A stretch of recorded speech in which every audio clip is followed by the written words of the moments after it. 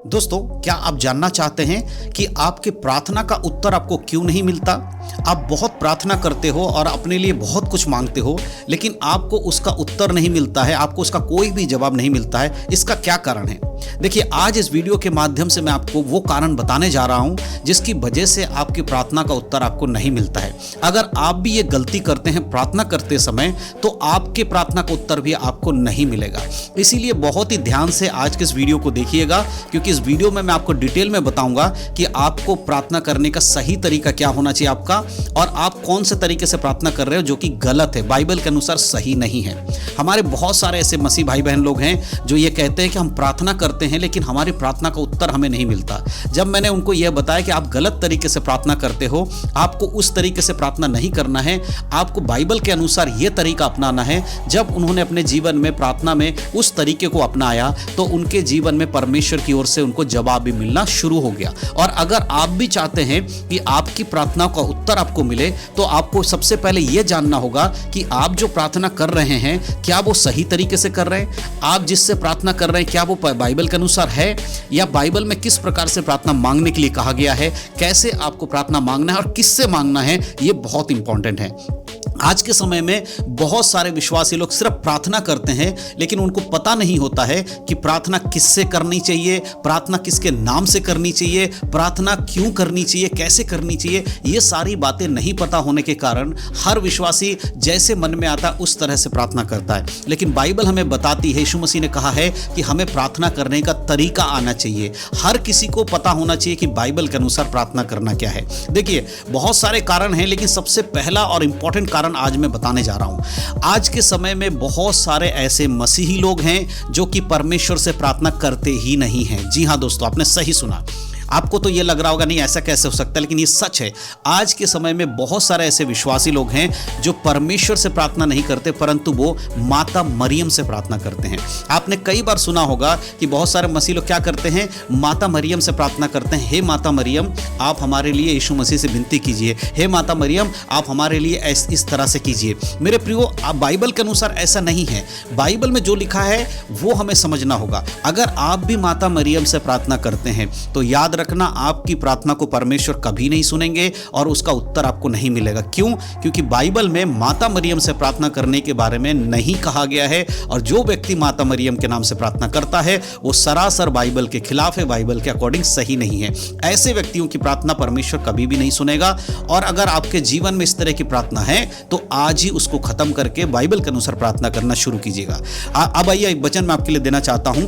मत्ती की किताब उसका 6 अध्याय के 9 आयत में अगर आप पढ़ेंगे तो यहां पर मैं यीशु मसीह ने सिखाया कि हमें कैसे प्रार्थना करना है और किससे करना है, किसके नाम से करना है। यहां लिखा है, अतः तुम इस रीति से प्रार्थना किया करो, हे हमारे स्वर्गीय पिता, तू जो स्वर्ग में है, तेरा नाम पवित्र माना जाए। देखिए, मैं इस वचन को लेकर आपको यह समझाना चाहता हूं कि हमें किससे प्रार्थना करना है। यहां पर कहीं पर भी माता मरियम का नाम नहीं लिखा है। यहां लिखा है, हे हमारे स्वर्गीय पिता। यीशु मसीह ने भी यही कहा, हे हमारे स्वर्गीय पिता।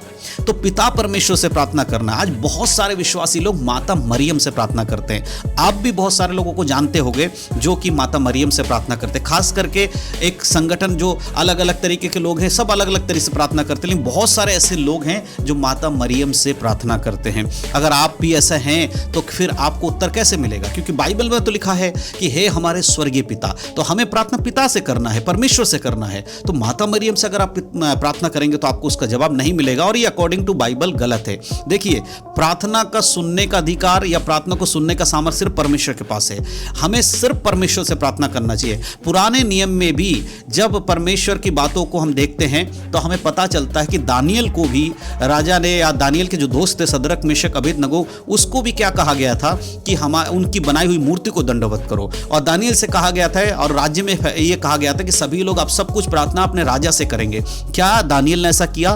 क्या शद्रक मेशक ने ऐसा किया? नहीं। फिर आज के समय में विश्वासी लोग यीशु मसीह से छोड़कर, परमेश्वर को छोड़कर मरियम से प्रार्थना क्यों करते हैं? मरियम भी एक मनुष्य ही है। हाँ, ये सही है कि मरियम को परमेश्वर ने चुना यीशु मसीह के जन्म के लिए, एक स्त्री को चुना, और मरियम धन्य है। परमेश्वर के वचन में लिखा है वो स्त्रियों में धन्य है। एक महान स्त्री है, एक पवित्र स्त्री है, आदर के योग्य है, उसकी इज्जत करनी चाहिए, उनके सम्मान करना चाहिए, उनके प्रति अपना जो हमारे अंदर प्रेम है वो होना चाहिए। लेकिन हम मरियम को कभी भी परमेश्वर की दर्जा नहीं दे सकते, क्योंकि मरियम भी एक मनुष्य ही है, लेकिन यीशु मसीह परमेश्वर है, पिता परमेश्वर मनुष्य नहीं है। इसीलिए जैसे ही हम पिता परमेश्वर की जगह किसी मनुष्य को देते हैं वो गलत होता है, वो पाप होता है, चाहे वो मरियम ही क्यों ना हो। हमें उसको समझना होगा।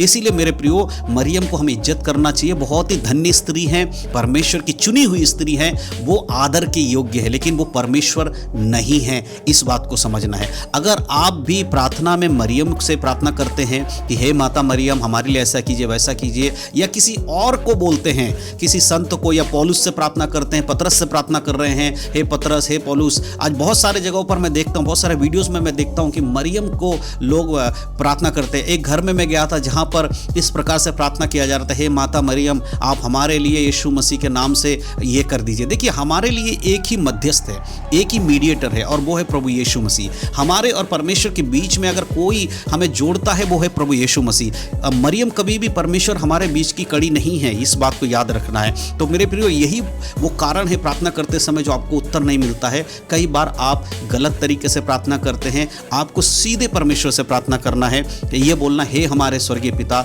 हम आपसे मांगते हैं। और प्रार्थना के साथ साथ ये भी याद रखना है कि यीशु मसीह के नाम से प्रार्थना मांगनी है और किसी के नाम से नहीं मांगनी। अगर आप ये तरीका अपनाएंगे तभी आपके जीवन में प्रार्थना का उत्तर मिलेगा। तो मैं अब आपसे पूछना चाहता हूं, क्या कभी आपने मरियम से प्रार्थना किया है, या कभी आपने किसी को मरियम से प्रार्थना करते सुना है? तो जरूर वीडियो के कमेंट बॉक्स में मुझे लिख के बताइएगा। अपने जीवन में इस इतनी बड़ी गलती को कभी मत करिएगा।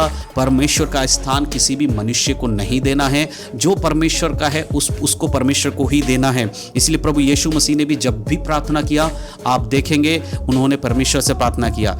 एक और चीज मैं आपको बताना चाहता हूं, माता मरियम ने यीशु मसीह को काना की शादी में कहा था कि तू चमत्कार कर, तो मरियम ने क्या, यीशु मसीह ने मरियम को क्या जवाब दिया था? हे स्त्री, वहां पर लिखा हे स्त्री, मेरा समय अभी नहीं आया, यानी यीशु मसीह का समय नहीं आया था। तो माता मरियम ने यीशु मसीह की आज्ञा माना और उनके चेलों से कहा जो यीशु कहे वही तुम करना। अब एक चीज सोचकर देखिए कि माता मरियम भी यीशु मसीह की आज्ञा मान रही थी, तो फिर हम कैसे माता मरियम से विनती कर सकते हैं कि यीशु मसीह को वो आज्ञा दे कि हमारे लिए अच्छा करे? तो जब हम प्रार्थना करते हैं मरियम से कि मरियम आप हमारे लिए यीशु से विनती कीजिए, तो यीशु मसीह को कैसे, क्योंकि खुद यीशु मसीह के सामने माता मरियम उनसे विनती करती है कि तुम ऐसा करो। इसलिए बहुत इंपॉर्टेंट है समझना, आज हमारे लिए किसी इंसान की जरूरत नहीं, हम डायरेक्टली परमेश्वर से बातचीत कर सकते हैं प्रार्थना के माध्यम से, वचन के माध्यम से।